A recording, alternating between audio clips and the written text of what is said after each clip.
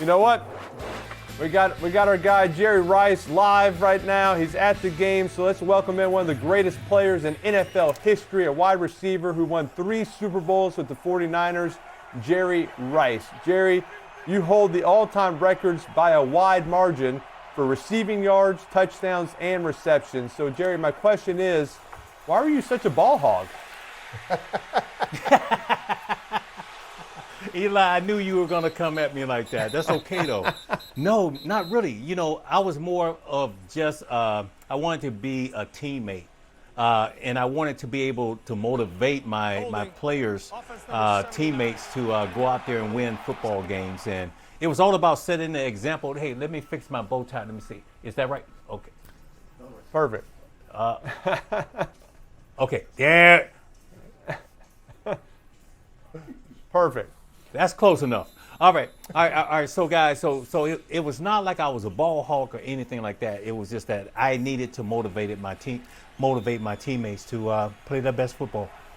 Hey, Jerry, you're at the game tonight. What are you seeing from the 49ers so far tonight? Actually what I'm seeing here is that, hey, look, you have to establish the run or the pass.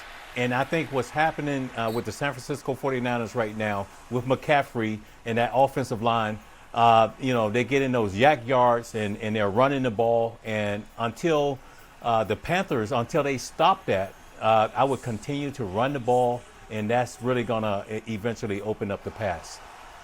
Hey, Jerry, Carolina used a first-round pick on a wide receiver, Ted McMillan. You had a good rookie season, but really broke out in year 2. What do you think the biggest adjustment wide receivers face coming into the NFL? I would say probably the biggest adjustment is that it's the run-pass option now. And that's going to take some getting used to. It's going to be like these bubble screens, these short routes, and probably if I played in today's era, I would really need to bulk up more, be more muscular, because catching those passes underneath and being able to break tackles and also take the punishment of those defensive players. So guys coming into the league, they better realize that, hey, look, I got to be able to catch these short passes, get those yak yards, and contribute to the team. And now these receivers they got to block. They're blocking, kind of throwing these bubbles. They got to be out there in the wide. They're blocking for receivers, not just the running backs right now. So hey, Jerry, stay with us, Jerry. We're going to go to break right now, and stay with us. We'll come back, all right? All right. So Eli blocked back in the day. All right, Jerry Rice is going to do a little breakdown for us. Jerry, we can ignore Eli because all he ever did was throw it to receivers' helmets. So he'll stay quiet. Jerry, break down this touchdown by Jennings here.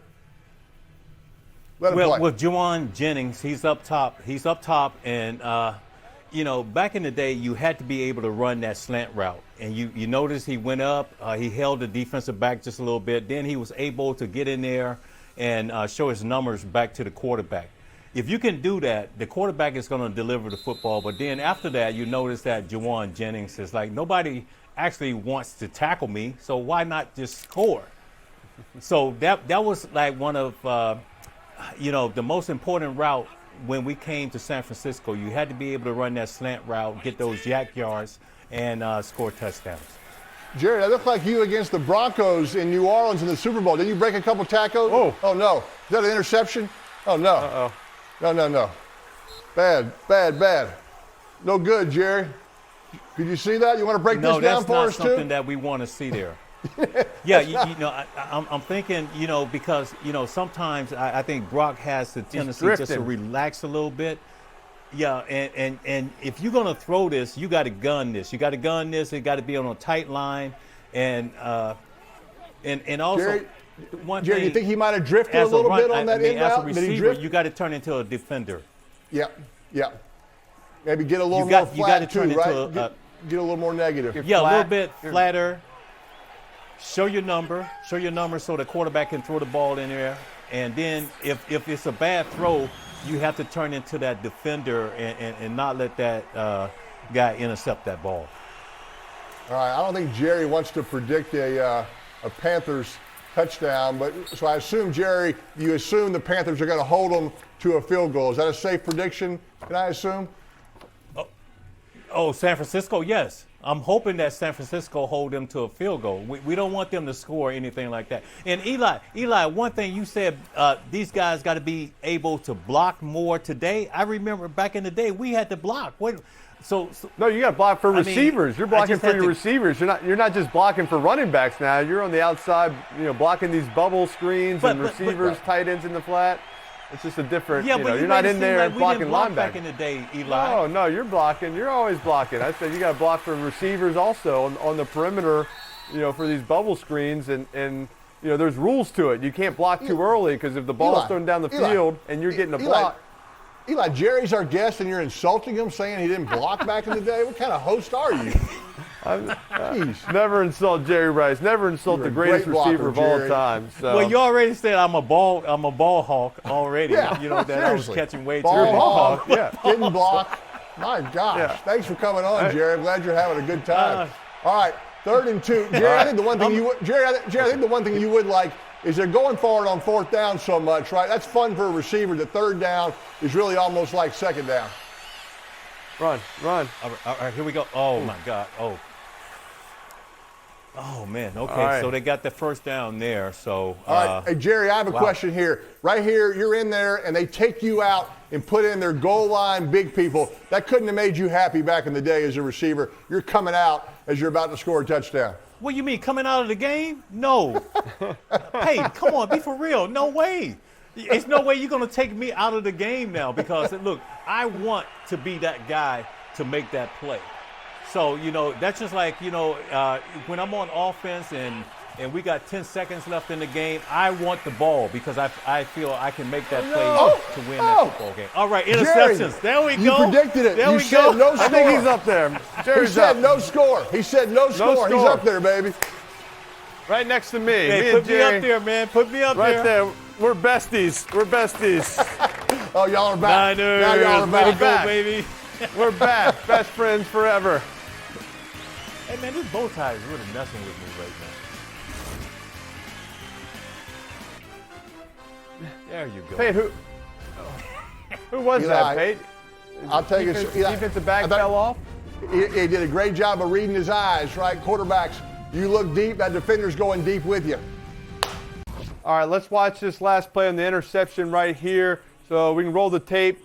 You can see Bryce going to do a little play action here. Watch this defensive back. He's got the flat right here. He's got the flat. If Bryce runs, he's got to stay there. But great job reading the eyes of Bryce, the quarterback, falling back and getting that interception right there. That's a tough call. If Bryce wanted to run that thing, he could say run, run, run. He's got a lead blocker right there. Probably had an opportunity to get to the end zone. He just didn't account for that flat defender falling back inside. So big-time play right there, getting the interception. You hate to throw turnovers in the red zone right there. Hey, Jerry, we played y'all in 1998, my rookie year. I remember after the game, I was watching you go to your car. I was on the bus. We'd lost again, and you were signing some autographs. I noticed there were some Colts defensive backs also asking for your autograph, which told me we have a long way to go to catch up. But seriously, Jerry, did you notice the intimidation factor of you and Steve Young and Joe playing against guys? You had to have felt that on the field. The intimidation, I wouldn't say that, but I knew that we brought something really special to the table, and the chemistry, it was just like doing the dance. So, the chemistry I had with Montana, the chemistry I had with Steve Young, I knew exactly what those guys wanted, and as a receiver, it was just up to me to get open, and if I got open, I knew that they were going to deliver the football. But, when it came to other teams, we had so many teams beat doing warm-ups because they couldn't believe the execution, doing warm-ups. Yeah. Everything was precise, and I think that's how we were able to win. And that's, to me, Marvin Harris and I kind of took what you used to do in warm-ups, and we tried to do the same thing, just trying to practice what you're going to play in the game. Good stuff.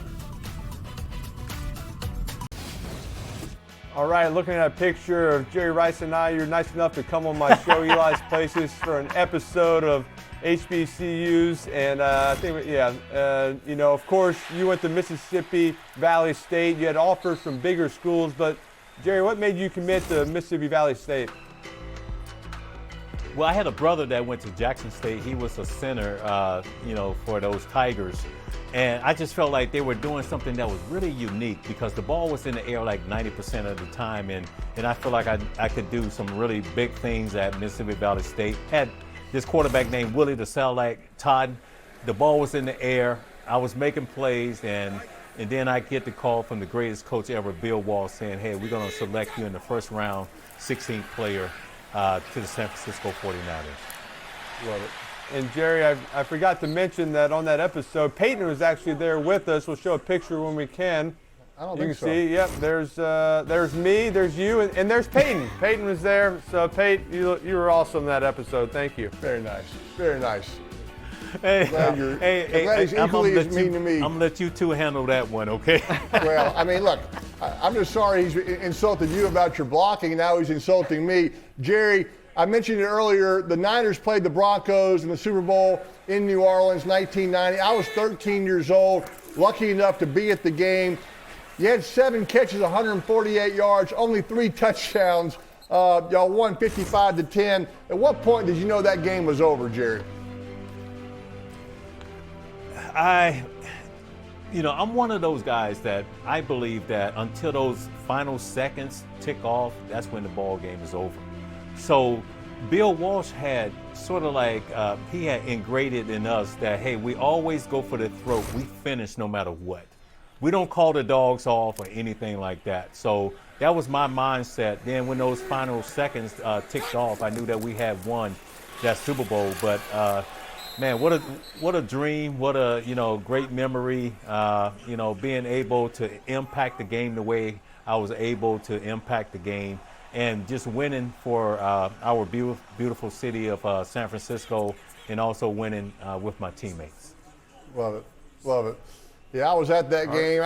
I'm pretty sure I thought it was over about the third quarter. There's me looking kind of uninterested sweatshirt, Pete. at about the third quarter. All right, 4th and 1. They're going. So you were 13? I was 13 at that game. You were 13? Yeah, I was there in New Orleans, my hometown. So, I'm pretty sure it was over about the beginning of the third quarter, if I recall. So my dad let us go to the game. All right, Jerry, important question. When's the last time you've run the hill? Man, it's been a while since I ran the hill, but I just turned 63, and I'm probably in the best shape of my life now, to be honest with you, because in my DNA, I do not stop. I continue to still challenge myself every day. So, I feel like I'm in better shape now than when I played back in the day. So if I wanted to conquer the hill, I could do that. Peyton, why don't you and Eli come out to San Francisco and I'll take you guys to the top of the hill? Well, I mean, I did it with you. If you recall, Eli didn't show that day. No. I was there. I did it with you that day. Jerry, was it hard to time. run that slow? Was it hard to run that slow so you didn't get out of the camera frame with Peyton? It's too far apart. You're too I wanted far apart to go at his pace. Speed. It was important. Yeah, I thought that but was anytime slow-mo, you guys but it want to wasn't. really get serious about the hill, let's do it. Jerry, there's also a famous story about how you developed your hand strength by catching bricks. And I actually did the similar thing growing up when Peyton asked me to rebound for him when he went to shoot hoops in the backyard. I'd be catching all his bricks that he was throwing. But Jerry, where did you come up with the idea to catch bricks? No, my father was a bricklayer, and he would take me to work with him during the summer. So my job was to make sure that he had bricks to lay, and we would be up on this scaffold, and my brothers, they would toss the bricks up, and I would snatch them out of the air. And it just taught me about hard work and dedication and always being accountable. And, so I sort of like just brought that same regiment to the NFL because I never felt like I belonged. I never felt like, I felt like I had never arrived, and I was always still pushing myself so hard. Because my teammates, they were like, man, why are you still working so hard? You are the man, when it comes to receiver now. You lead in the league and so many areas and stuff like that. Why are you still working so hard? I just felt like I needed to be that great leader. And if you lead by example, your teammates going to follow. All right, Jerry, we're getting close to the red zone here for the Niners. What do you think? Third down, 3rd and 6 right here. Let's see if they get this first, but be thinking about a prediction on how they're going to score. Jerry, going back to that hill, was it hard to find partners? Because, that was miserable just kind of pretending to run the hill with you. It had to have been hard to find guys to run that thing with you back in the day.